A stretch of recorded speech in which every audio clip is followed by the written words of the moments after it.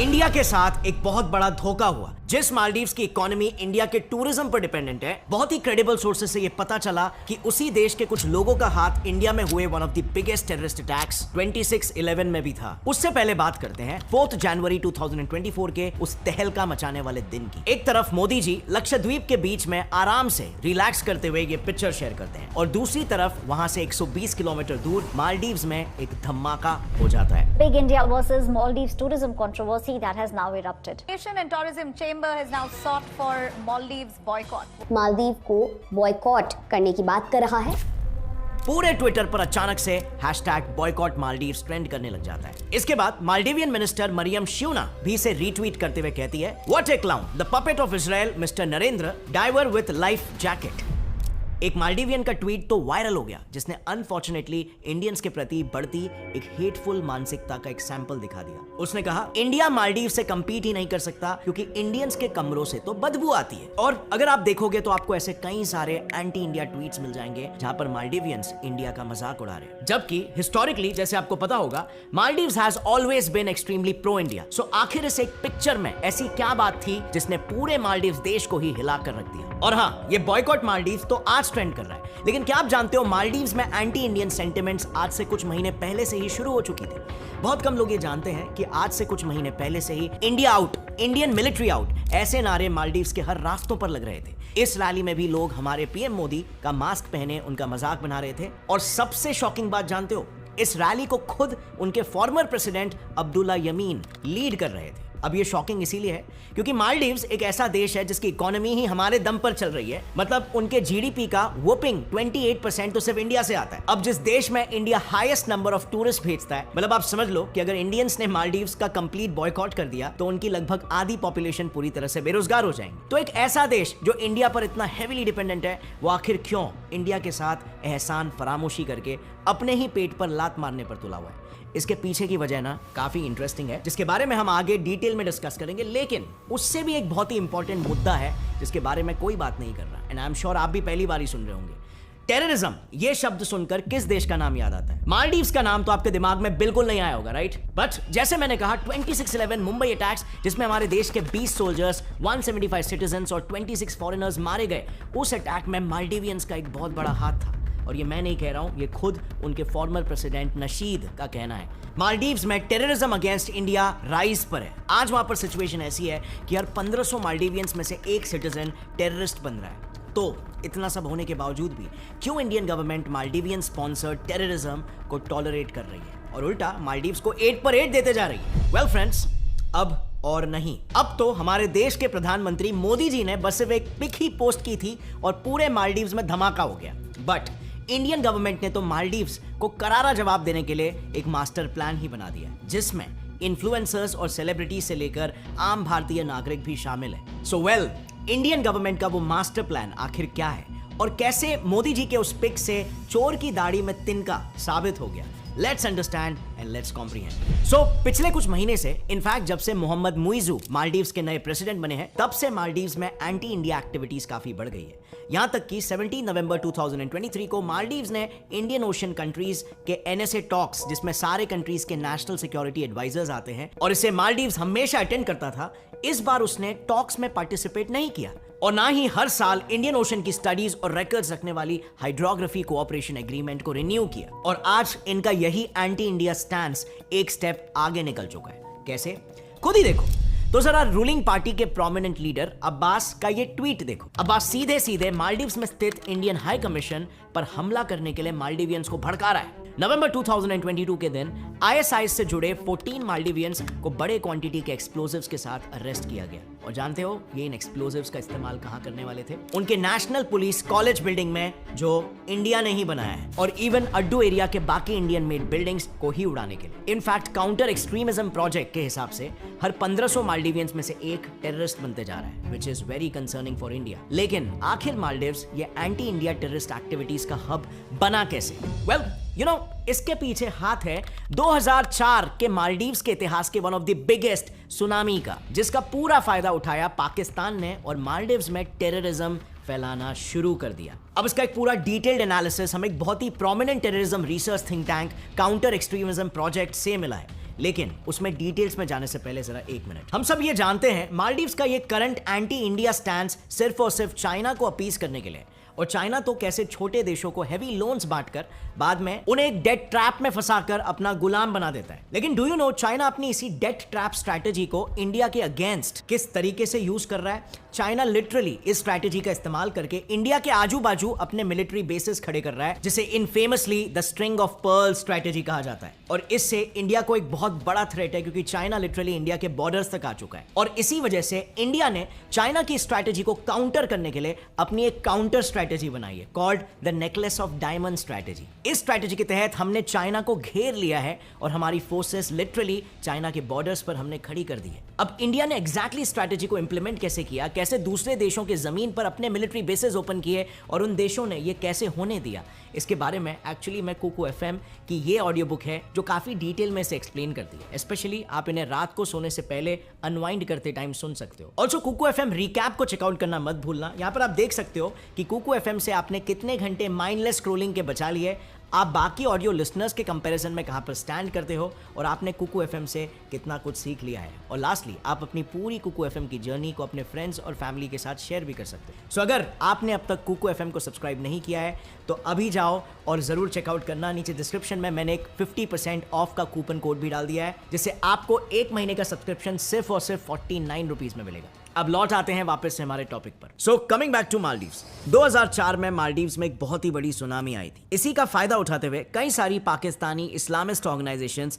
ने रिहैबिलिटेशन और relief programmes के नाम पर मालदीव्स में एंट्री ली थी। उन्हीं में से एक थी इदारा खिदमत-ए-खल्क, जो लश्कर-ए-तैयबा की चैरिटेबल ऑर्गेनाइजेशन है। ये ऑर्गेनाइजेशन फिर कई आम मालदीवियन यूथ को मदरसा में हायर एजुकेशन देने के बहाने से पाकिस्तान ले गई, लेकिन वहां पर पहुंचाकर उन बच्चों को इस ऑर्गेनाइजेशन ने रेडिकलाइज करना शुरू कर दिया और इसके बाद लश्कर-ए-तैयबा में भर्ती कर दिया। इन मालदीवियंस को लश्कर-ए-तैयबा ने या तो अफगानिस्तान लड़ने भेजा या फिर उन्हें इंडिया में टेररिज्म फैलाने के लिए भेजा। आज सिचुएशन ऐसी हो गई है कि मालदीव्स टेररिस्ट एक्टिविटीज का एक ब्रीडिंग ग्राउंड बन चुका है। आप इसी से समझ जाओ ना, 26/11 में जो अटैक हुआ था उसमें एक मालदीवियन भी इन्वॉल्व था, और ये बात खुद मालदीव्स के फॉर्मर प्रेसिडेंट नशीद ने कही है। और फिर बेंगलुरु में हुए 2008 के Indian institute of science attack में भी सीपी के हिसाब से एक मालदीवियन नेशनल अली अशाम शामिल था। और अप्रैल 2020 में तो मालदीवियंस का राइज इन टेररिज्म देखकर खुद ISIS ने एक ओपन लेटर पब्लिश किया था, जिसमें उन्होंने मालदीवियंस को एनकरेज करते हुए कहा, इंडिया के अगेंस्ट ये टेररिज्म कंटिन्यू रखो।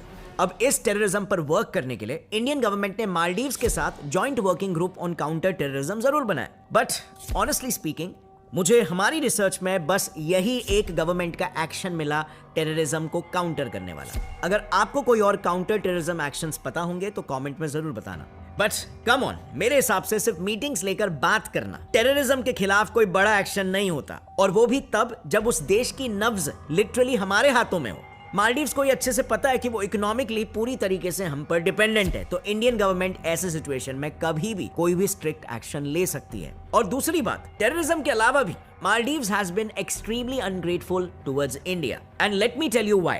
काफी इंटरेस्टिंग है, आपको समझ आएगा कि कैसे एक देश का पॉलिटिक्स चलता है और सरकार के हिसाब से बदलते रहता है। अब देखो, एक्चुअली में अगर देखा जाए ना तो पीएम मोदी का पिक तो बस एक बहाना था, मुइज़ू सरकार का निशाना कोई और ही था। रुको 5 मिनट, पूरा मामला समझाता हूँ। देखो, अभी फिलहाल मालदीव्स में एक स्ट्रॉन्ग एंटी इंडिया और उससे भी ज्यादा स्ट्रॉन्ग प्रो चाइना सेंटिमेंट्स चल रहे हैं, लेकिन ये स्टार्ट कैसे हुआ? क्योंकि Maldives has always historically been pro India. So ये हुआ कुछ ऐसे। मोहम्मद मुइज़ू सबसे पहले अपने एंटी इंडिया कैंपेन के दम पर 17 नवंबर 2023 को मालदीव्स के 8वें प्रेसिडेंट इलेक्ट हुए, लेकिन इंटरेस्टिंगली 17 नवंबर 2023 को प्रेसिडेंट की शपथ लेते ही उन्होंने अपने मेंटोर अब्दुल यमीन को इग्नोर करना स्टार्ट कर दिया। दरअसल यमीन वही इंसान है जो मालदीव्स में चल रहे एंटी इंडिया एक्शंस का एक्चुअल मास्टरमाइंड है। यामीन ने ही पीएम मोदी के एफएजी के इंसल्ट से लेकर इंडियन एम्बेसी में कंडक्ट किए इंटरनेशनल योगा डे पे अटैक करवाया था, और ये सारे ऑपरेशंस कैंपेन इंडिया आउट के नाम पर चल रहा है। और यामीन के इसी इंडिया आउट कैंपेन ने मुइज़ू को प्रेसिडेंट भी बनाया था, लेकिन प्रेसिडेंट बनते ही मुइज़ू ने यामीन को ही आउट कर दिया। अब मुइज़ू के इस अपॉर्चुनिस्टिक बिहेवियर के बारे में अब्दुल यमीन के लॉयर और क्लोज हेड ये बता रहे हैं कि जिस दिन से मुइजू ने प्रेसिडेंट पद की शपथ ली,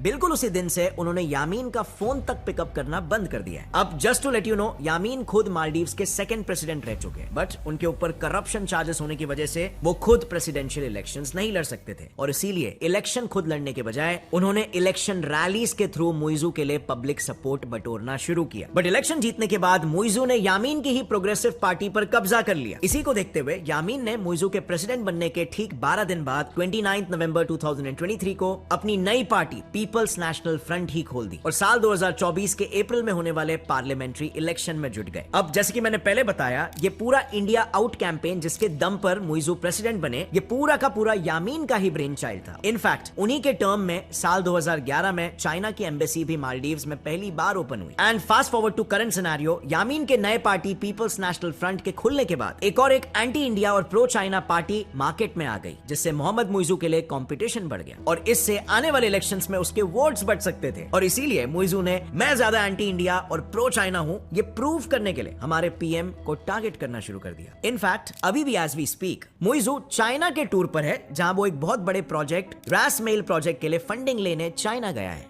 This project is supposed to be even bigger than Greater Mail Connectivity Project, जो इनके प्रीवियस प्रो इंडिया प्रेसिडेंट ने इंडिया के साथ मिलकर साइन किया था। तो अब इससे मामला समझ जाओ बॉस, क्या चल रहा है। वेल ऑफ कोर्स हम इंडियंस ये सब सहकर थोड़ी ना लेने वाले। अब फाइनली इंडिया ने टेबल्स टर्न कर दिए। दुनिया के अलग अलग देशों के द्वीपों को देखने जाना चाहते हैं, वहाँ के समंदर से अभिभूत है, उनसे मेरा आग्रह है कि वो पहले लक्षद्वीप आकर जरूर देखें। जैसे मैंने बताया, पीएम मोदी के इस रिलैक्सिंग काम लक्षद्वीप वीडियोस देखकर वहां से 120 किलोमीटर दूर मौजूद मालदीव्स में आग लग गई। वो भी जस्ट इमेजिन, बिना मालदीव्स के बारे में एक शब्द बोले। बात कुछ ऐसी है, 3 जनवरी 2024 को पीएम मोदी लक्षद्वीप में थे। वहां पर उन्होंने 1200 करोड़ रुपए के कई एसेंशियल सर्विसेज की फाउंडेशन रखी और इंटरेस्टिंगली उनके सारे स्पीचेस का फोकस भी लक्षद्वीप का डेवलपमेंट ही था। लेकिन नोट करने वाली बात यह है कि उन्होंने उन स्पीचेस में कहीं भी मालदीव्स का नाम ही नहीं लिया। बट मालदीव्स के मिनिस्टर्स को बड़ी जलन होने लगी। उन्होंने इंडियन पीएम और इंडिया पर अनप्रोवोक्ड अटैक करना स्टार्ट कर दिया। मालदीव्स के मिनिस्टर अब्दुल्ला महजूम माजिद ने तो यहां तक यह भी कह दिया कि पीएम मोदी का लक्षद्वीप विजिट दरअसल इंडिया की एक चाल है, जिससे वो मालदीव्स को अंडरमाइन करना चाहते हैं। सो अब क्या इसका मतलब, भारत के प्रधानमंत्री को भारत के ही एक टेरिटरी में जाने के लिए मालदीव्स की परमिशन लेनी पड़ेगी? बट फिर क्या था, मालदीवियन लीडर्स के खुद के पैरों पर कुल्हाड़ी मारने वाले स्टेटमेंट के बाद इंडियंस ने मालदीव्स के अगेंस्ट एक सोशल मीडिया मूवमेंट ही स्टार्ट कर दिया, जिस मूवमेंट में common citizens, celebrities, influencers, entrepreneurs सभी शामिल हो गए। कॉमन सिटीजंस ने #बॉयकॉट मालदीव्स नाम से एक सोशल मीडिया पर ट्रेंड ही स्टार्ट कर दिया और आप विश्वास नहीं करोगे, यह हैशटैग किसी सोशल मीडिया ट्रेंड से ज्यादा एक नेशनल मूवमेंट ही बन गया। लोगों ने स्पॉन्टेनियसली अपने मालदीव्स जाने के सारे प्लान्स कैंसिल कर दिए। जैसे कि फॉर एग्जांपल सैंडिया नाम की एक ट्विटर यूजर ने ट्विटर पर #बॉयकॉट मालदीव्स कोट करते हुए लिखा कि उन्होंने मालदीव्स जाने का अपना पूरा वेकेशन प्लान ही कैंसिल कर दिया। एंड यू वोंट बिलीव, इस पर्टिकुलर केस में उन्हें कैंसिलेशन के चार्जेस 50,000 रुपए भी पे करने पड़े, लेकिन इससे उन्हें कोई प्रॉब्लम नहीं हुई। कुछ ऐसी स्टोरी ऋषिक रावल जी की भी है। ऋषिक ने मालदीव्स जाने का 3 हफ्तों का एक लंबा ट्रिप प्लान किया था, जिसके लिए उन्होंने 5 लाख रुपए का एडवांस पेमेंट भी किया था, लेकिन अब उन्होंने भी अपने प्लान्स कैंसिल कर दिए हैं। और मैं यहाँ पर सिर्फ 1 या 2 ऐसे इंसिडेंट्स की बात नहीं कर रहा हूँ, बल्कि मिंट के रिपोर्ट के अनुसार इंडियंस ने सिर्फ लास्ट वीक में मालदीव्स के लिए 8,000 होटल्स और 2500 फ्लाइट बुकिंग्स ही कैंसिल करवा दिए। और राजीव मेहरा, जो Indian association of tour operators के प्रेसिडेंट हैं, उन्होंने कहा कि इस बॉयकॉट का डोमिनो इंपैक्ट मालदीव्स पर ज्यादा लेट नहीं, बल्कि अभी आने वाले 20 से 25 दिनों में ही दिखेगा। उनकी अकल ठिकाने में आ जाएगी। और तो और अब इस बॉयकॉट मालदीव्स के मूवमेंट में यूजुअली कंट्रोवर्शियल टॉपिक से दूर रहने वाले सेलिब्रिटीज भी कूद पड़े हैं। इस वॉर में सेलिब्रिटीज ने बॉयकॉट से एक स्टेप आगे जाकर मालदीव्स को हमारे इंडियन सब्स्टिट्यूट लक्षद्वीप से रिप्लेस करने का रिक्वेस्ट किया है। सलमान खान, सचिन तेंदुलकर, अक्षय कुमार और श्रद्धा कपूर ने #एक्सप्लोर इंडियन आइलैंड्स के साथ लक्षद्वीप के फोटोज टैग करते हुए सोशल मीडिया पर लिखा, इंडिया में इतनी ब्यूटी है, ये कितनी प्राउड की बात है और हमें इन ब्यूटीफुल प्लेसेस को विजिट करना चाहिए। और जब पूरा देश मालदीव्स का बॉयकॉट कर रहा था तो देश के बिजनेसमैन कैसे पीछे रह सकते हैं। ईज माई ट्रिप फ्लाइट बुकिंग पोर्टल ने मालदीव्स के लिए फ्लाइट बुकिंग सर्विसेज ही सस्पेंड कर दी है। ताज होटल्स ने तो ये कंट्रोवर्सी स्टार्ट होने से पहले ही लक्षद्वीप की इंपॉर्टेंस समझते हुए पिछले साल ही 2 रिसोर्ट्स बिल्ड करने का प्लान कर लिया था, लेकिन ये न्यूज अभी एकदम से वायरल होना शुरू हो गई। लेकिन फ्रेंड्स, इसी सब के दौरान यहाँ पर एक बड़ा क्वेश्चन आता है, क्या लक्षद्वीप एक्चुअली में इतने एक्सपेक्टेशंस को मीट कर सकता है? वेल, इसके ट्रू पोटेंशियल को समझने के लिए हमें लक्षद्वीप को एक दूसरे एस्टैब्लिश्ड आइलैंड डेस्टिनेशन से कंपेयर करना होगा। दुनिया का मोस्ट विजिटेड आइलैंड है फुकेट, थाईलैंड, और उसके अट्रैक्शन का सबसे बड़ा रीजन है बीचेस, आइलैंड्स और ब्लू वाटर। अब अगर इसी स्केल पर लक्षद्वीप की हम बात करें तो लक्षद्वीप के पास टूरिस्ट को ऑफर करने के लिए भी 3 यूनिक क्वालिटीज है, जिसमें पहला है ब्यूटीफुल बीचेस। क्या आप जानते हो यहाँ के बीचेस को वर्ल्ड्स क्लीनेस्ट बीचेस का क्राउन मिला हुआ है? दरअसल आइलैंड के 2 बीचेस मिनिकॉय थुंडी बीच और कदमत बीच ब्लू फ्लैग सर्टिफाइड है, और ब्लू फ्लैग बीचेस को दुनिया के क्लीनेस्ट बीचेस में कंसिडर किया जाता है, यानी कि दुनिया के 2 one of the most cleanest beaches Lakshadweep में मौजूद है। दूसरी यूनिकनेस है rich marine biodiversity. The medium newspaper के अनुसार अगर आइलैंड के मरीन बायोडाइवर्सिटी को प्रॉपर्ली प्रमोट किया गया तो ये वर्ल्ड डाइविंग डेस्टिनेशन बन सकता है, यानी कि इस डाइवर्सिटी को देखने के लिए दुनिया के डाइवर्स भागे भागे लक्षद्वीप चले आएंगे। तीसरी यूनिकनेस है यूनिक कल्चर और ट्रेडिशंस। कल्चरल टूरिज्म के फैंस के लिए भी लक्षद्वीप कुछ यूनिक ऑफर करता है। दरअसल आइलैंड का ट्रेडिशन इंडियंस, अरब्स और अफ्रीकन ट्रेडिशंस का एक यूनिक ब्लेंड है, यानी कि लक्षद्वीप हर टाइप के टूरिस्ट के लिए कुछ ना कुछ ऑफर करने का पोटेंशियल रखता है, और शायद बहुत ही जल्द हमारा ये आइलैंड इंडियन और इंटरनेशनल टूरिस्ट से फ्लड होने वाला है, क्योंकि पिछले 20 सालों में गूगल पर लक्षद्वीप को उतनी बार नहीं सर्च किया गया था जितना इसे लास्ट वीक में किया गया। कि पिछले 20 सालों में लक्षद्वीप को गूगल पर इतना नहीं सर्च किया गया था जितना 2 जनवरी के बाद किया गया। और इसका मतलब है अब लक्षद्वीप कई इंडियंस के बकेट लिस्ट में आ चुका है, और ऐसा होना भी चाहिए। जैसे कई इंडियन सेलिब्रिटीज अब एक्सप्लोर इंडियन आइलैंड्स का ये आइडिया फैला रहे हैं, बिल्कुल उसी तरह हमें भी ज्यादा से ज्यादा लोकल टूरिस्ट डेस्टिनेशंस पर ही फोकस करना चाहिए। और जहां तक मालदीव्स की बात है तो इंडियन व्रैथ को देखते हुए उनके लगभग सभी बड़े लीडर्स ने अपने फूलिश बिहेवियर के लिए माफी मांगना शुरू कर दिया। लेकिन अब ये हम इंडियन सिटीजंस और लीडर्स के हाथ में है कि हम मालदीव्स को कितना स्पेस देना चाहते हैं और कितना नहीं। आई ट्रूली थिंक जो पेट्रियटिज्म और नेशनलिज्म हम इंडियंस ने ऐसे वक्त पर दिखाया है, that is really commendable. I don't know about you, but personally मैंने ऐसा माहौल इंडिया में पहले कभी नहीं देखा, और ये देखकर मेरा सीना गर्व से चौड़ा हो गया। हम इंडियंस को हमेशा हमारे देश को आगे रखकर ही डिसीजंस लेना चाहिए, और एग्जैक्टली यही चीज आज इंडिया लेवल पर हो रही है। अब आपकी फ्रेंड्स इस पूरे मुद्दे में क्या राय है, नीचे कमेंट सेक्शन में जरूर लिखना। इनफैक्ट लक्षद्वीप जैसा ही एक फिनोमिनल पोटेंशियल वाला टूरिस्ट डेस्टिनेशन उत्तराखंड इंडिया में है, और रिसेंटली आपने मोदी जी के बहुत सारे pics UK CM Shri Pushkar Singh Dhami ji के साथ देखे भी होंगे। Well, that is because Uttarakhand भी इंडिया का नंबर 1 टूरिस्ट और स्टार्टअप डेस्टिनेशन बनने वाला है। Yes, you heard that right, startup destination while preserving all the hilly natural beauty. अब ये कैसे हो रहा है इसको हमने बड़े डिटेल में हमारे इस वीडियो में एक्सप्लेन किया है। Don't forget to check it out. आपको पता चलेगा किस तरह से इंडिया की देवभूमि की काया पलट हो रही है। और हाँ, जाने से पहले don't forget to download Kuku FM app from the link in the description and use my coupon code GAURAV50 for 50% off, यानी 1 महीने का सब्सक्रिप्शन सिर्फ 49 रुपीज में। See you next time, till then take care, जय।